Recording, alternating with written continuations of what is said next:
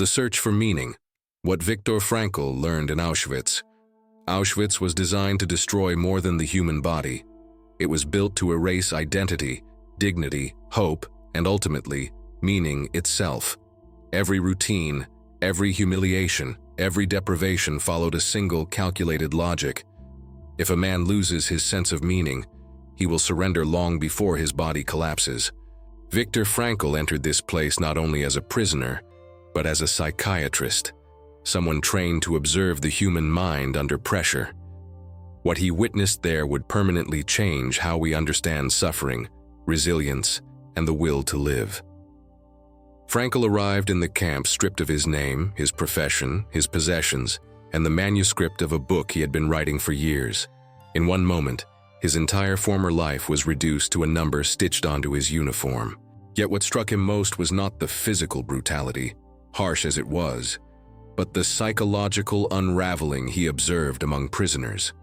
Some died quickly, others endured far beyond what seemed humanly possible. The difference, Frankl noticed, was not strength, intelligence, or even health. It was meaning. In the camps, survival was never guaranteed by food or shelter alone. Prisoners who lost their inner reason to endure often collapsed unexpectedly, even when conditions had not worsened. Frankl saw men who appeared physically stable suddenly lie down, refuse to move, and die within days. They had reached a point where nothing awaited them, not tomorrow, not after the war, not even in memory. Meaning had vanished, and with it, their will to live. At the same time, Frankl observed something equally disturbing and equally revealing. Those who maintained a sense of purpose, however fragile, showed a remarkable psychological resistance. Some clung to the hope of seeing a loved one again. Others felt responsible for unfinished work, ideas, or moral commitments. A few found meaning simply in choosing their attitude toward suffering, even when every external freedom was taken from them. These individuals were not spared pain, but they were spared inner collapse. What Auschwitz revealed to Frankl was a brutal psychological truth. Human beings can endure almost any how if they have a why. When the why disappears, despair becomes lethal. This insight did not emerge from abstract theory or academic speculation. It was carved into daily life by starvation, loss, fear, and constant proximity to death. Meaning was no longer philosophical. It was existential, urgent, and decisive. This realization would later form the foundation of logotherapy. Frankl's psychological approach centered on meaning as the primary motivational force in human life. But in Auschwitz, it was not yet a theory. It was survival knowledge. A way to understand why some minds collapsed while others, though deeply wounded, remained intact. The lessons Frankl learned in Auschwitz were not about optimism, denial, or blind hope. They were about responsibility, inner freedom, and the quiet but powerful ability to choose one's stance toward unavoidable suffering. These lessons extend far beyond the camps. They speak directly to modern life, where people may not face barbed wire and guard towers, but still experience emptiness, despair, and a loss of direction. To understand what Viktor Frankl truly learned in Auschwitz is to confront a question that remains painfully relevant today. When everything is taken from you, what still gives your life meaning? The psychology of shock and disintegration. The first psychological phase Frankl identified in Auschwitz was shock. Not the dramatic shock often portrayed in films, but a quiet, numbing collapse of emotional orientation. Prisoners arrived expecting terror, yet the reality surpassed imagination in a more dangerous way. It quickly normalized horror. Beatings, screams, executions, and starvation became routine. The mind, overwhelmed, began to protect itself by shutting down emotional response. This emotional anesthesia was not weakness, it was survival. Frankl observed that in the early days, prisoners oscillated between disbelief and a strange calm. Fear did not dominate immediately. Instead, many experienced what he called a delusion of reprieve. The irrational hope that this nightmare would somehow end quickly, that the worst would be avoided. This illusion allowed the psyche to delay full confrontation with reality. But when it collapsed, It left many psychologically exposed and vulnerable. As days passed, shock evolved into apathy. This was one of the most dangerous psychological states in the camp. Apathy dulled compassion, reduced initiative, and eroded the sense of self. Prisoners stopped reacting not because they were cruel, but because emotional engagement required energy they no longer possessed. Hunger consumed thought, cold invaded perception, pain became background noise.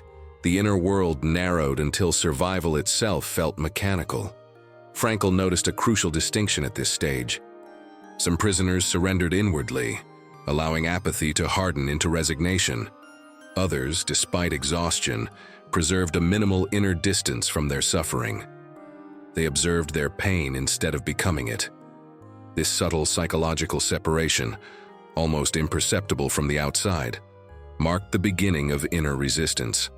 One of the most devastating losses during this phase was the erosion of future orientation. Time ceased to feel linear. Without a future to imagine, the present became unbearable. Frankl understood that the human mind requires a horizon, something beyond immediate suffering. When that horizon disappeared, the psyche collapsed inward, feeding despair. Yet even in this phase, Frankl saw that meaning could still function in small, unexpected ways. A memory, a moral decision, a quiet act of kindness. These moments reasserted humanity in an environment designed to erase it. Meaning did not need to be grand. It needed only to exist. Frankl also observed that suffering alone did not destroy people. Meaningless suffering did. When pain was experienced as unavoidable yet purposeless, it corroded the soul. But when suffering was linked, even faintly, to responsibility, love, or conscience, it became psychologically survivable. This distinction would later become central to his work. Auschwitz revealed that psychological collapse was rarely sudden. It unfolded step by step: shock, apathy, resignation. Each stage offered a silent choice, often unconscious, between inner surrender and inner resistance. Frankl began to understand that even when every external freedom was stripped away, one freedom remained: the freedom to choose one's attitude towards circumstances. This insight did not eliminate suffering. It did not guarantee survival, but it preserved something essential: the self. And preserving the self was, in Auschwitz, an act of quiet defiance, inner freedom, and the last human choice. As external freedoms vanished in Auschwitz, Frankl discovered something profoundly unsettling and profoundly hopeful. The inner world could not be fully conquered. Prisoners could be starved, beaten, humiliated, and reduced to numbers. But their capacity to choose their inner response, however limited, remained intact. This realization did not emerge as comfort. It emerged as responsibility. Frankl observed that two men could endure the same suffering under identical conditions, yet experience it entirely differently. One became inwardly broken, consumed by bitterness and despair. The other, though equally wounded, preserved dignity, moral awareness, and even compassion. The difference was not circumstance, it was attitude. This was not a naive optimism. It was a disciplined inner stance forged under extreme pressure. In the camps, nothing encouraged ethical behavior. On the contrary, survival often tempted moral compromise. Yet Frankl saw that some prisoners chose kindness even when it cost them strength. They shared crumbs of bread, offered words of encouragement, or refused to degrade others to elevate themselves. These acts were small, but psychologically immense. They affirmed a truth the camp system tried to erase: a human being is more than a biological organism reacting to stimuli. Frankl understood that suffering forces a confrontation with meaning. When pleasure, achievement, and status disappear, life asks a different question: what is expected of me now? Meaning was no longer something to pursue later. It demanded an answer in the present moment. Responsibility replaced hope as the central psychological anchor. Those who asked, "Why is this happening to me?" often collapsed. Those who asked, "What does this situation require of me?" retained coherence. This shift, from victimhood to responsibility, was not imposed from outside. It had to be chosen internally. Frankl emphasized that even the weakest prisoner could assert inner freedom by deciding how to bear suffering. This decision did not remove pain, but it transformed its psychological impact. Suffering became a task rather than a sentence. Auschwitz also revealed the danger of tying identity exclusively to external conditions. Prisoners who defined themselves solely by their former status, profession, wealth, social role, suffered a severe psychological blow when those identities vanished. In contrast, those who anchored their sense of self to values, relationships, or inner commitments proved more resilient, meaning rooted in being, not having endured. Frankl often reflected that life never ceases to have meaning, even in suffering, even in death. What changes is not meaning itself, but the form in which it must be realized. In the camps, meaning took the form of endurance, moral choice, and inner integrity. The question was never abstract. It was existential and immediate. This insight reshaped Frankl's understanding of human motivation. He rejected the idea that humans are driven primarily by pleasure or power. In Auschwitz, neither pleasure nor power was accessible, yet the will to live persisted where meaning remained. Meaning, he concluded, is the deepest human drive. What Frankl learned was unsettling. Freedom is not the absence of constraints, but the ability to choose one's stance within them. Even in a place designed to annihilate choice, the last human freedom endured. The freedom to decide who one would become in the face of suffering, love, memory, and the future as anchors of meaning. In Auschwitz, where the present was unbearable and the past had been violently severed, Viktor Frankl discovered that the human mind could survive by reaching toward the future. Meaning, he realized, does not only reside in immediate circumstances, it often exists in what lies ahead, even when that future is uncertain or unseen. This future orientation became one of the most powerful psychological survival mechanisms in the camps. Frankl observed that prisoners who could imagine a task awaiting them beyond the camp, someone they needed to see, work they needed to complete, or a responsibility not yet fulfilled, maintained a stronger inner coherence. These mental images were not fantasies of escape. They were commitments. The future, even if abstract, gave shape to the present. Without it, suffering lost its boundaries and became psychologically infinite. One of the most profound discoveries Frankl made was the sustaining power of love. Deprived of physical contact, letters, and news, prisoners often survived through the inner presence of loved ones. Frankl himself recalled moments of walking through the frozen camp while inwardly conversing with his wife, unsure whether she was alive or dead. Yet in these moments, he experienced a truth that transcended the camp. Love is not dependent on physical presence. It exists as an inner reality that no external force can fully destroy. This realization contradicted prevailing psychological assumptions of the time. Love, Frankl concluded, is not merely an emotional state, it is a mode of being. It allows a person to grasp the essence of another human being, even in absence. In Auschwitz, love became a source of meaning independent of survival outcomes. It affirmed that life retained value, even in suffering. Memory also played a critical role in psychological survival.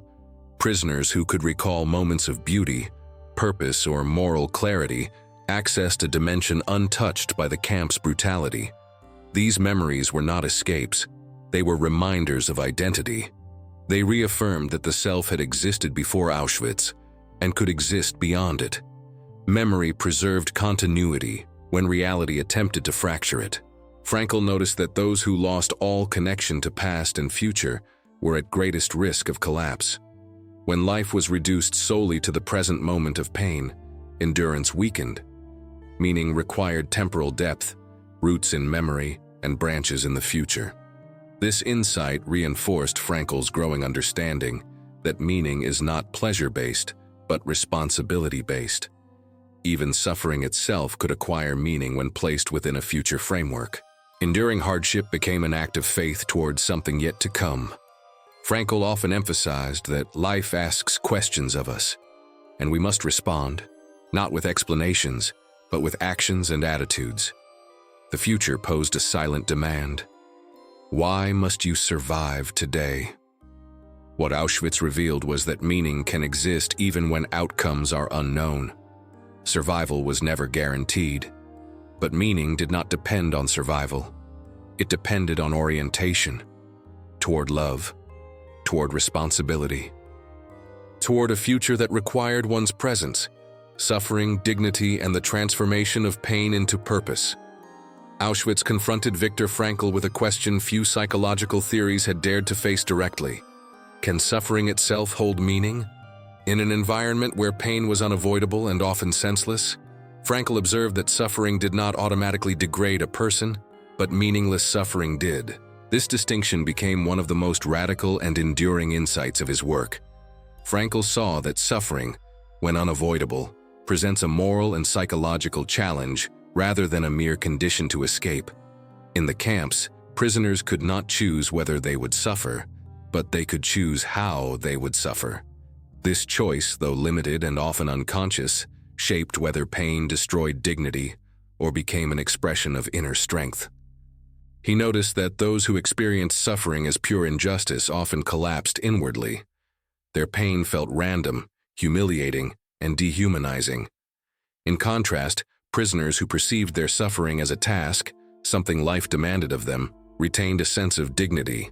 Suffering became a form of testimony. Enduring it with integrity was, in itself, a statement about who they were. Frankl emphasized that this did not romanticize pain. Suffering was not good, it was not desirable. But when suffering could not be avoided, refusing to assign it meaning only deepened despair.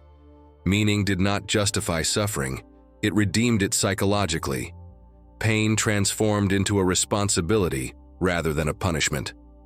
One of the most striking observations Frankl made was how suffering revealed character. In Auschwitz, extreme conditions stripped away social masks. What remained was the core of the person. Some became brutal and selfish. Others, despite exhaustion and fear, became more humane. Suffering acted as a moral amplifier, revealing latent values rather than creating new ones. Frankl also recognized that dignity was not granted by external recognition. It was internally maintained. Prisoners who preserved dignity did so through small but deliberate acts, maintaining hygiene when possible, standing upright, refusing to surrender inner standards. These gestures were psychologically significant. They reinforced identity in an environment designed to erase it. The transformation of pain into purpose was not a single moment of insight. It was a continuous process. Each day demanded a renewed decision to endure, to remain human, to bear witness to values even when no reward was visible. This endurance was not passive. It was an active stance against meaninglessness. From these observations, Frankl concluded that meaning can be discovered in three ways: through creation, through experience, and through the attitude taken toward unavoidable suffering. Auschwitz forced him to confront the third path in its most extreme form. When creation and experience were denied, attitude remained. What Frankl learned was unsettling but empowering. Even in absolute suffering, life retains potential meaning. The final measure of human freedom lies not in controlling circumstances, but in choosing one's response to them. In Auschwitz, dignity survived not because suffering ended, but because meaning endured. Why some survived and others gave up: the collapse of hope. In Auschwitz, Viktor Frankl observed a pattern that haunted him long after liberation. Death did not always come to the weakest, the sickest, or the oldest. It often came to those who had lost all inner expectation of the future. When hope collapsed completely, the body frequently followed. This phenomenon forced Frankl to confront a harsh psychological reality. The will to live is inseparable from meaning.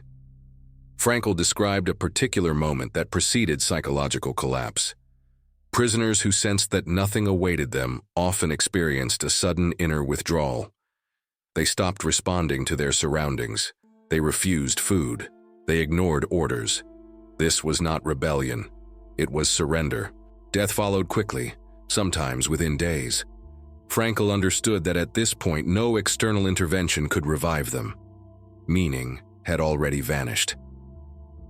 This collapse of hope was not the loss of optimism, but the loss of responsibility. Prisoners who felt no obligation to anyone or anything beyond the present moment found no reason to endure suffering. Without a task, suffering became unbearable. Hope in Frankl's framework was not emotional positivity. It was future-directed responsibility. Frankl noticed that hope could be fragile yet powerful. A rumor of liberation, a change in guard behavior, or a shift in weather could temporarily restore morale. But when such hopes proved false, despair deepened.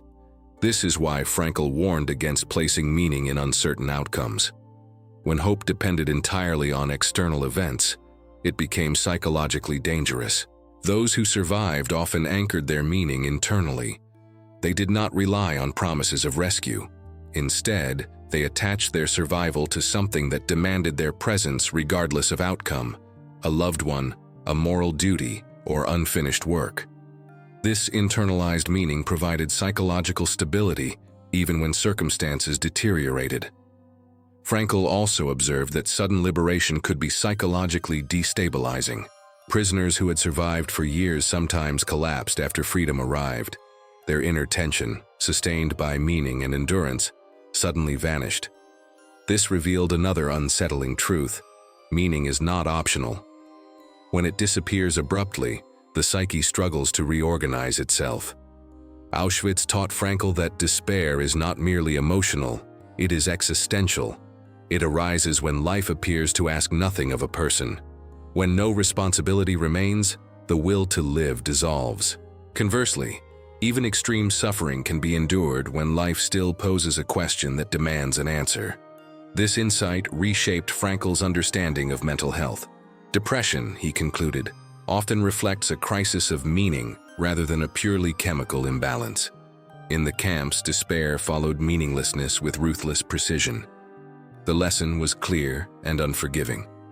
What Auschwitz revealed was not a formula for survival, but a pattern. Those who lived were not necessarily stronger. They were needed by someone, by something, by a task not yet completed.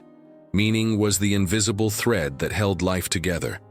Liberation, emptiness, and the birth of logotherapy. Liberation did not arrive in Auschwitz as joy. For many prisoners, it arrived as disbelief, confusion, and an unsettling emptiness. Viktor Frankl observed that when the gates finally opened, emotional release did not follow automatically.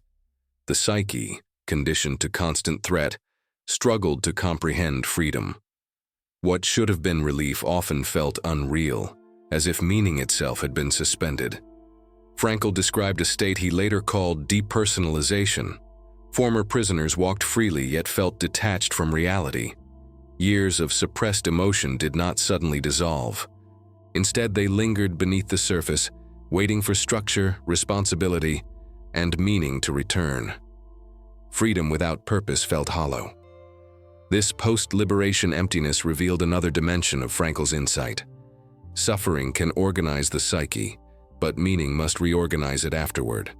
Without a task to replace survival, psychological collapse remained a risk. Liberation removed external pressure, but did not automatically restore inner orientation. Frankl noticed that revenge and bitterness tempted many survivors. After prolonged injustice, hatred felt justified. Yet he also saw that those who remained trapped in resentment often extended their suffering beyond the camps. Emotional liberation required meaning, not retaliation. Forgiveness was not moral obligation. It was psychological survival. Out of these observations, logotherapy began to take form. Frankl understood that modern individuals, though free, often experience existential emptiness. He called this the existential vacuum, a state of inner void caused by the absence of meaning rather than the presence of pain. Auschwitz had revealed the consequences of such emptiness in its most extreme form. Logotherapy proposed a radical shift in psychological focus. Instead of asking what individuals expect from life, it asks what life expects from them. Meaning is not invented arbitrarily. It is discovered through responsibility. Each situation poses a unique question that only the individual can answer. Frankl's experiences in Auschwitz stripped psychology of comforting illusions. Happiness was not the goal. Pleasure was unreliable, power corrupted. Meaning alone proved resilient under absolute deprivation. This insight positioned logotherapy as a response not only to trauma, but to the broader crisis of modern existence. The camps taught Frankl that humans do not primarily seek satisfaction. They seek significance. When significance disappears, anxiety, despair, and nihilism follow. Logotherapy aimed to restore this missing dimension by reconnecting individuals to values, commitments, and future-oriented tasks. Liberation marked the end of physical captivity, but not the end of psychological struggle. Meaning had to be rebuilt deliberately. Frankl's work became a bridge between extreme human suffering and everyday existential confusion. Auschwitz was not merely a backdrop to his theory, it was its crucible. What Auschwitz teaches us about meaning today. Final synthesis. What Viktor Frankl learned in Auschwitz was not confined to a historical catastrophe. It revealed a psychological law that continues to govern human life, even in societies marked by comfort, freedom, and abundance. The absence of meaning, Frankl understood, can be just as destructive in peaceful conditions as it was in the camps. Suffering changes its form, but the human need for purpose remains unchanged. Modern life rarely strips people of food, shelter, or physical safety in the way Auschwitz did. Instead, it erodes meaning quietly. Disconnection, distraction, and endless choice replace external oppression. Many individuals today experience not acute suffering, but chronic emptiness. Frankl recognized this condition as a silent crisis, one that manifests as anxiety, depression, addiction, and a pervasive sense of futility. Auschwitz demonstrated that meaning is not dependent on circumstances. If meaning could survive in a place designed to annihilate it, then its absence in modern life cannot be blamed solely on conditions. It must be understood as a failure of orientation. People do not suffer because life is hard. They suffer because life feels unnecessary. Frankl's lesson was uncompromising. Life always asks something of us. Even in suffering, even in uncertainty, meaning is not found by asking what we deserve, but by asking what is required of us now. This responsibility-centered view stands in stark contrast to a culture that emphasizes entitlement, comfort, and self-gratification. One of the most dangerous illusions of modern society is the belief that meaning should feel good. Auschwitz revealed that meaning often feels heavy. It demands endurance, discipline, and moral courage. Meaning is not comfort, it is commitment. Those who wait for motivation before taking responsibility often wait indefinitely. Frankl's insights challenge the modern obsession with happiness.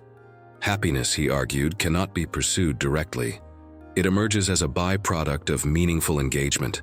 When people organize their lives around pleasure or avoidance of pain, they amplify emptiness. When they organize around purpose, suffering becomes bearable and often transformative. The camps also exposed the fragility of identities built solely on status, success, or recognition. When these vanish, so does the self. Frankl's work reminds us that the most resilient identity is anchored in values, relationships, and responsibility, elements that persist even when circumstances collapse. Perhaps the most enduring lesson from Auschwitz is this: freedom without meaning leads to despair, while responsibility restores coherence. Even today, individuals remain free in one decisive way: the freedom to choose their response to life's demands. That freedom carries weight. It cannot be delegated, ignored, or postponed. Viktor Frankl did not emerge from Auschwitz with optimism. He emerged with clarity. Meaning is not guaranteed. It must be answered. Each moment poses a question, and each response shapes who we become. The search for meaning is not a philosophical luxury. It is a psychological necessity. What Frankl learned in Auschwitz ultimately confronts us with a timeless question. If meaning could survive there, what prevents us from discovering it here? If you've ever felt that strange emptiness, when life looks full from the outside but hollow on the inside, then what comes next matters. In the next video, we will confront that inner void directly. Not with motivation, not with cliches, but with clarity. We'll explore why emptiness appears even when nothing seems wrong, and how meaning can be rebuilt when desire, direction, and purpose feel lost. This is not about fixing your life overnight. It's about understanding what the emptiness is asking from you and how to respond to it without running away. Stay with this journey, subscribe, and continue with us. Because the search for meaning doesn't end here. It begins where emptiness starts.